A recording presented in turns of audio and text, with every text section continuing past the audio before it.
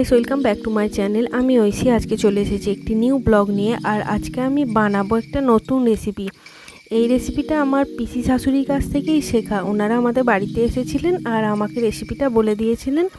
আমি আজকে বানাচ্ছি রেসিপিটা হচ্ছে খারকোল পাতা বাটা। এই বাটাটা আমি কিভাবে করছি দেখো। খারকোল পাতাটা ভালো করে ছোট ছোট করে টুকরো করে কেটে নেব, যেভাবে আমরা শাক কাটি সেভাবেই কেটে নেব। কেটে আমি এটা প্রেসার কুকারের মধ্যে ভালো করে সিদ্ধ করে নিয়েছি। তারপর শুকনো কড়াইয়ের মধ্যে দিয়ে দেবো কালো জিরে আর শুকনো লঙ্কা। নেড়ে চেড়ে নিয়ে ওর মধ্যে দিয়ে দেবো খানিকটা রসুনটাও ভালো করে শুকনো কড়াইয়ে নেড়ে নিয়ে মিক্সিং জারের মধ্যে সব উপকরণগুলো একসাথে মিশিয়ে নেবো। তাতে দিয়ে দেবো সামান্য পরিমাণে নুন আর চিনি দিয়ে ভালো করে পেস্টটা বানিয়ে নেবো। তারপর কড়াইয়ে তেল দিয়ে তেলের মধ্যে পেস্টটা দিয়ে শুকনো শুকনো করে নামিয়ে নিলেই রেডি।